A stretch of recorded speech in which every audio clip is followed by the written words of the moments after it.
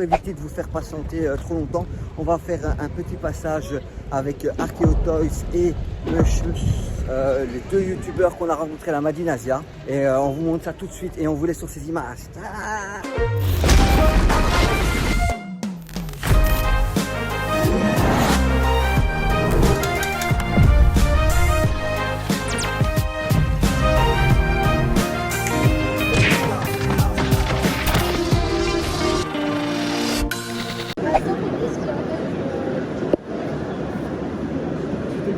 On est avec Archeo Toys ici. Hop. Bon alors du coup c'est quoi votre vidéo préférée les gars? La One Piece de dernière fois. Ouais, ça vous a plu du coup? Ouais, parce que moi je suis mangaka, donc Mais j'ai pas eu de chance, elle a été démonétisée. Je trouve ça génial que Oda s'inspire de notre culture pour en faire de la culture pop. C'est, t'es mangaka, tu vois ce que je veux dire, les échanges interculturels sont à mon sens hyper importants. Et de la même manière qu'on va pouvoir inventer des samouraïs de ouf, parce qu'on n'a pas les restrictions de la société, de la culture, on n'a pas appris à l'école comment ça avait marché. c'est quoi ton manga préféré? C'est quoi? GTO. Non seulement c'est GTO, vous êtes là demain ou pas? Je donne une conférence avec Fujisawa à 12h30. Si vous avez la possibilité, c'est la SFC qui sortira le 15 novembre. Donc là, c'est une exclusivité mondiale. Bah ouais, je Et vois. que moi qui l'ai. Et moi je l'ai depuis février, parce que c'est le prototype. Ouais. Et du coup, je dois l'offrir à Fujisawa demain. En tant que fan de GTO, c'est un truc de ouf. Ouais, c'est un truc de ouf. Je vais vous révéler un secret. Quand on est parti au Japon pour le Goldorak Abyss, Abyss m'avait prévenu qu'il sortait un GTO aussi. Je leur ai dit, on peut pas ne rien faire, on est au Japon quand même. Ouais, bien sûr. Moi je fais une autre vidéo gratos, c'est pas grave, je fais quand même une autre vidéo. Et du coup on a fait un pèlerinage sur les lieux où se passe GTO. Et on a retrouvé tous les lieux que Onizuka squatte quoi. Ouais. Le pont où il boit des bières avec Ryuji, la fontaine où il va noyer les Bosozoku, le bowling où il va emmener la mère Amurai pour la draguer. Enfin, on a vraiment trouvé tous ces trucs là. À chaque fois on emmenait la figurine, puis on était là en mode oh yeah. J'ai tourné ça avec Benzaï et Papa Blender, du coup c'est Romain Oulès qui était à la caméra. Et bah du coup on montre ça demain à Fujisawa en mode... Il va adorer. Ouais. Il est très discret comme monsieur, on va voir, mais en tant que fan ultime de son œuvre, quand on a fait la vidéo, on ne savait pas qu'il venait à Bruxelles. C'était absolument pas prévu qu'on puisse le montrer. Ouais, et ce qui est rigolo, c'est que Benoît Dupac est dans la vidéo qu'on a tournée. On a mis des extraits de lui en train de doubler. C'était une conférence avec eux deux, la seule conférence qu'il y a avec eux deux. C'est moi qui la présente.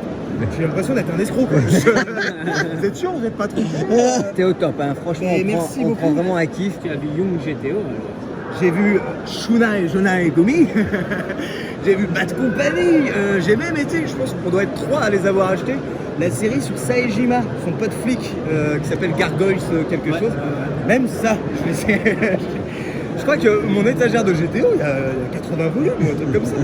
C'est vraiment une série fleuve. Et moi, il y a un truc qui m'avait marqué. Je suis de 85, donc j'avais, je sais pas, 18 ans, 17 ans quand GTO est sorti.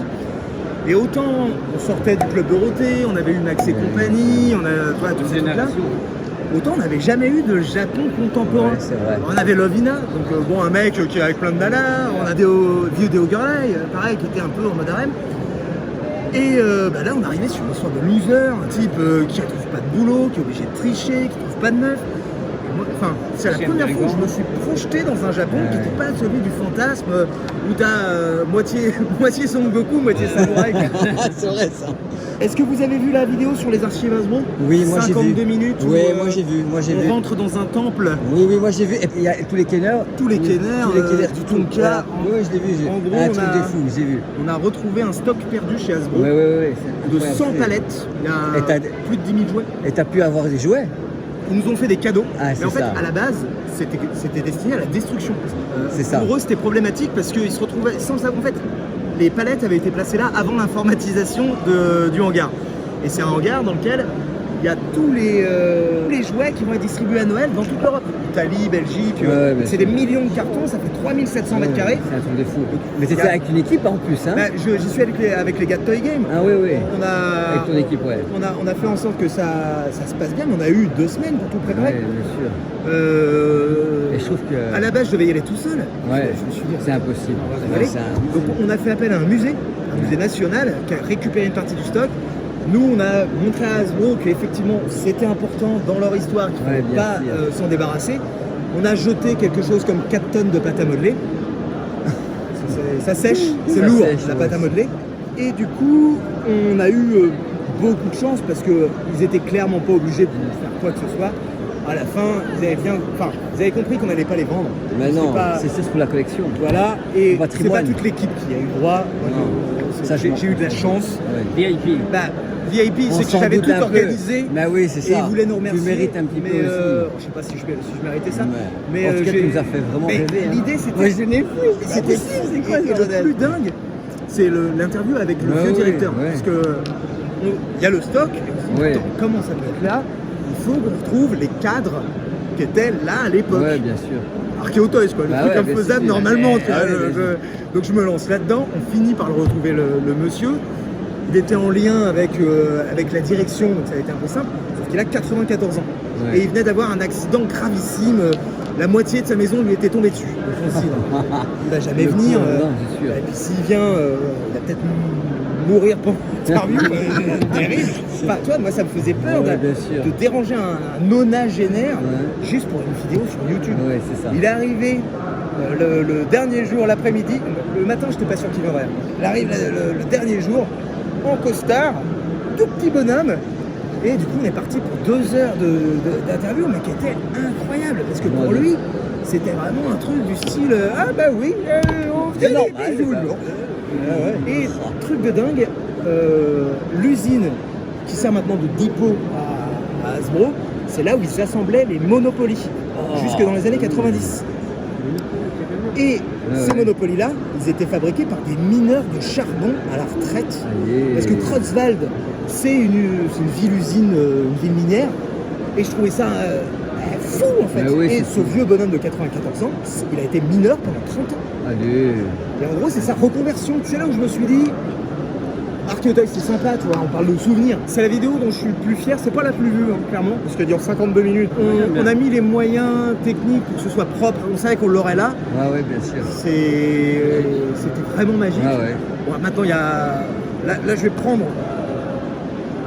Enfin, on passe à un nouveau format billet hebdomadaire sur la chaîne, le mercredi et le samedi. Ce sera des vidéos qui sont moins grosses. On va arrêter de partir au Japon. C'était chouette, hein, Ouais, mais je m'en doute, c'est chouette. c'était quand même bien fatigant. Et je viens d'avoir un bébé. L'été a été un peu félicitations. costaud. Félicitations. Et je l'ai tellement abandonné qu'elle a 3 mois aujourd'hui.